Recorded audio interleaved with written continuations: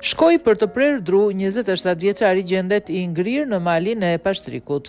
Ajet Leshi, 27 vjeçari që ditën e djeshme shkoi në mal për të prerë dru, por nuk u kthye më në banesë, pasi humbi rrugën, është gjetur pa shenja jete në malin e Pashtrikut, dyshohet se vdekja I ka ardhur si pasojë të ftohtit të madh. Ajet Leshi nga fshati Kishej Hasit ishte nisur prej mëngjesit të djeshëm drejt malit Pashtrikut për të prerë dru në pyll, por rreth orës 17 familjarët e tij denoncuan se kishin humbur kontaktet me të.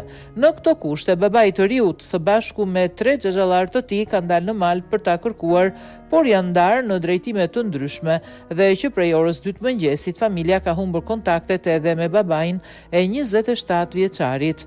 Ende nuk dihen më shumë detaj rreth kësaj ngjarje, teksa priten hetime për të përcaktuar shkakun e vdekjes së 27 vjeçarit.